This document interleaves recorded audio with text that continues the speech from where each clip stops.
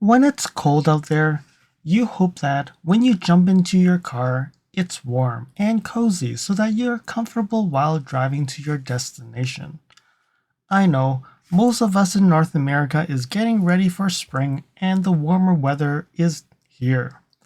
In this video, I took a bunch of videos in January-February timeframe to test out the heating of the NX 450h Plus, as I've seen many complaints of weak heating system, and that's especially when you're driving in pure EV. If it's not warming up fast enough or it's just too weak. I know, this might be a bit too late, but for the folks in Australia, I think soon cooler weather is coming and it's your turn for winter. Let's get to it.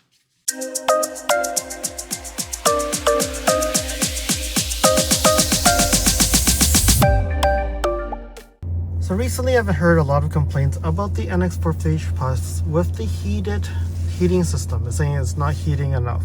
So right now you can see outside is minus 10 degrees Celsius, and I have a thermostat in the car right now showing minus 1 degree. Alright, so you can see here I've started the car about 3 minutes at this point. Alright, so right now I'm gonna keep this on and see how long it gets to warm up the car to a certain degree. So I'm pushing it down so you can see that it is actually getting warmer. Right, so it's minus 0.9 degrees right now, and I'm at 4 minutes into the car turning on. So now I turn back on the heated seats and the steering wheel. Okay, so you do see it getting warmer, but it's slowly. So right now I set it to 20. So let me go and push this actually higher. All right, so let me put it to high, and let's see what happens. At this point, my bum is warm enough. It's actually, the heated seat has already warmed me up. My heated steering wheel is already a little bit warm. But you can see that it is getting warmer in the cabin.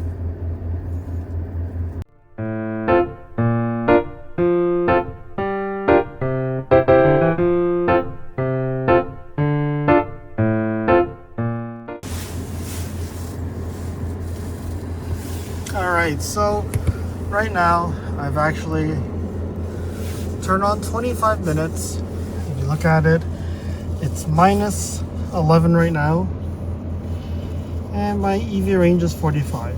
Okay, and then when you look at what is left, so it's 6.6 degrees now.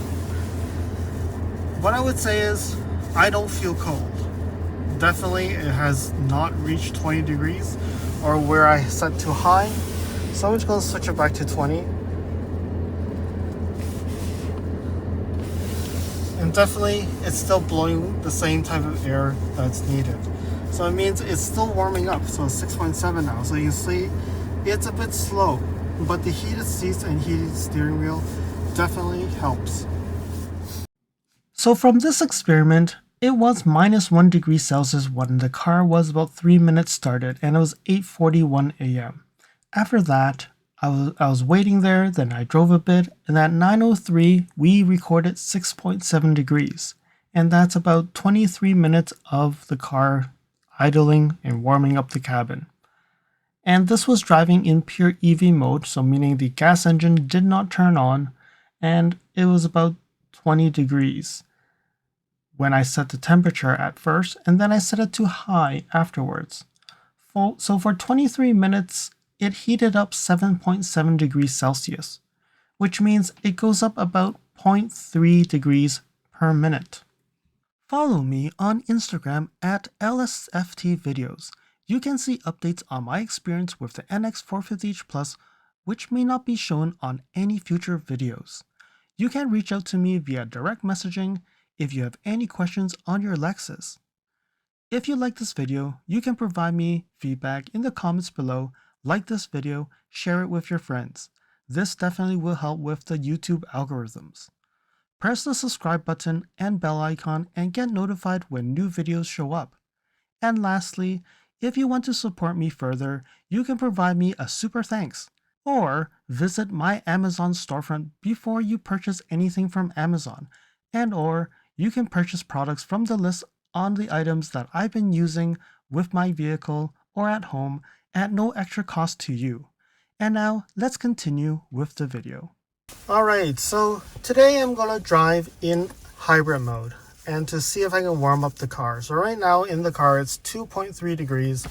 My air conditioning is actually off, but I've actually started my car quite some time. So it's been on for 25 minutes, but it's been off all the time. So 2.3 right now. Outside, we can see right now is about -4 degrees. I have 60 EV range and 624 kilometers on hybrid. Okay, so I'm going to start it up and let the engine heat up and then see what does that mean when it actually warms up all the way. Okay, you can see that it's actually continuously warming up a bit. It's probably because I'm in the car. I'm a little hot little buddy here, and it's actually warming up a little bit. All right, so here we go. I'm going to turn on the hybrid. So okay, engine has started. All right, so you can see now I'm in HV mode, and we can actually hear it. So 26 minutes, 2.5 degrees. Let me go here just to show that the engine is on now. It's blue. Blue means it's still cold. So when it actually gets yellow, it means that engine has warmed up. All right, so now 2.5 degrees. I'm gonna turn on the heat now, so it's auto set. And if you look here, I do have equal heat and cool on, okay, and climate concierge on as well. All right, so let's close that. Let's look at the thermostat.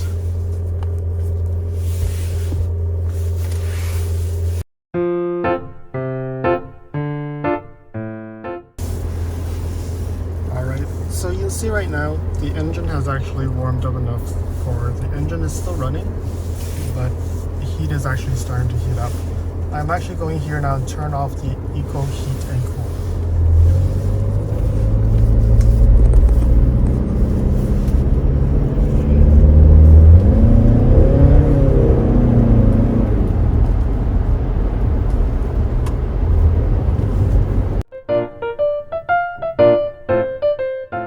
So right now you notice that the engine has turned off and it's purely running on EV even though I'm on HV mode, which means that it's actually warm enough to warm up the cabin with the heat pump and not need the engine.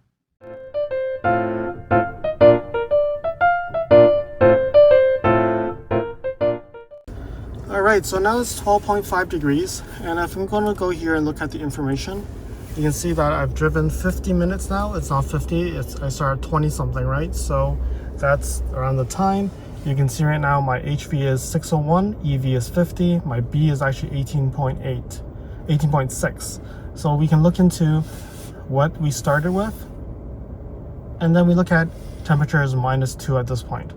All right, so it's 12.7. I'm actually feeling hot. I actually got some, my jacket is actually warm, too warm, and it's actually making me sweat. So I think there's a temperature here at 12.8, but probably at the seat, it would actually be much warmer.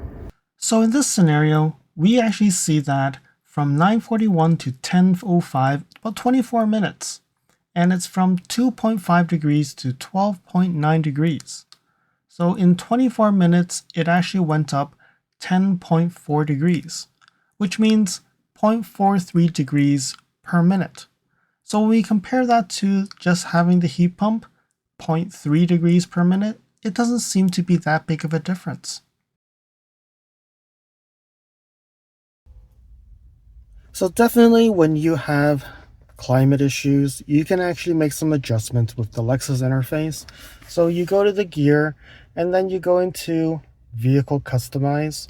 Under here you have climate, and what you can do here is the front left, you can actually make it warmer or you can make it not as warm. So if you think that the heated seats are too warm, you can do -1, or you can +1 if you want it warmer.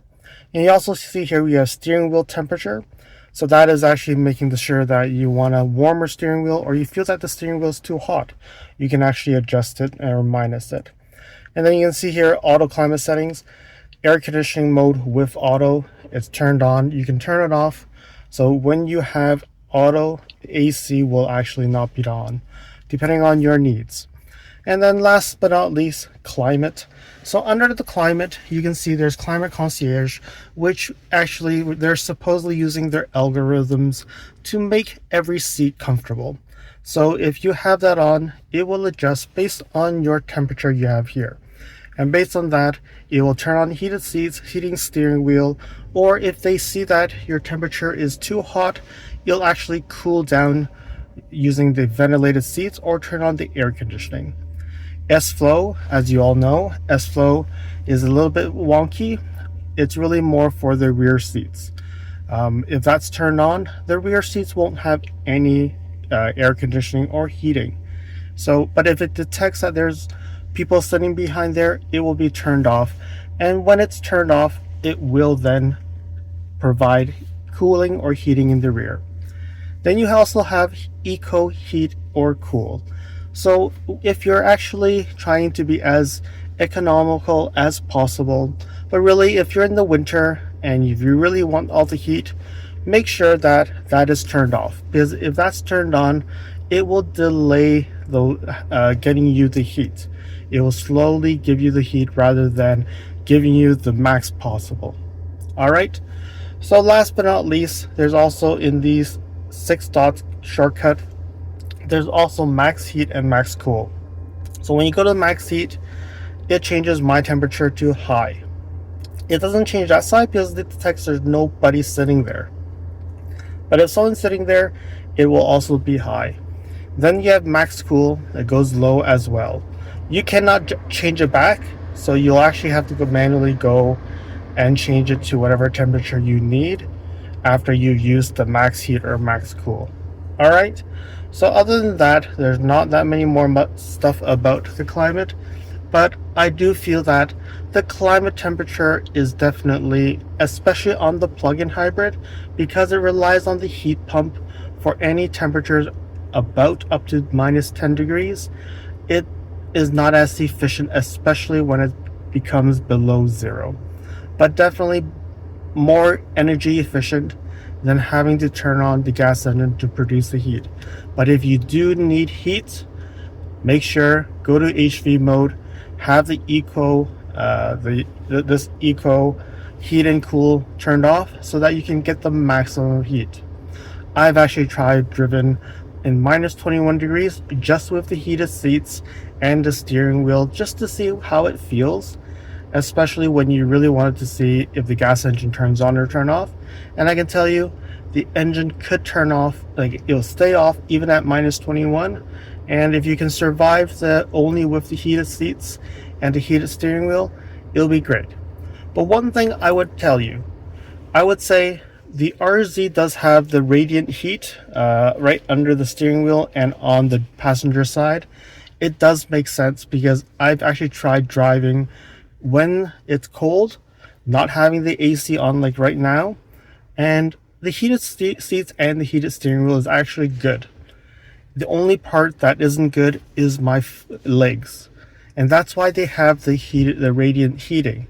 If they actually also have the radiant heating, you can actually not turn on the air conditioning at all. You'll actually survive that winter and stretch every electrons as much as possible for just driving. As an owner of the NX 450h Plus, I definitely can say that heating is not great, especially when it's minus 5 degrees Celsius or 23 degrees Fahrenheit to minus 11 degrees Celsius or 12 Fahrenheit, and you're only relying on the heat pump to generate heat. Because once you go past minus 11 degrees, when it gets minus 12, the gas engine automatically kicks in. By that time, you would actually warm up a little bit faster. And by the time you arrive at the destination, it hasn't warmed up the cabin that much. If you really need the heat, the gas engine needs to be turned on to help accelerate the heating process. But in our experiment, it didn't seem to be that big of a difference. Anything above minus 5 degrees Celsius seems to be okay for me. I have even turned off the heat when I drive short distances because I know that by the time I'm there, it's not going to warm it up. So I purely rely on the heated seats and the heated steering wheel. Plus, I'm a Canadian, so I'm used to the cold weather. Joking aside, please leave your comments below and let me know your experience with your NX, and is your heating sufficient for you during the winter? I hope that you found that this video was informative, and until next video, drive safely. Thank you for watching. If you liked this video, please comment, like, share this video, and if you want to see more videos like this, you can subscribe to my channel and press that bell icon to get notified when new videos are posted. And if you'd like to support this channel, you can provide me a super thanks. And until next time, cheers.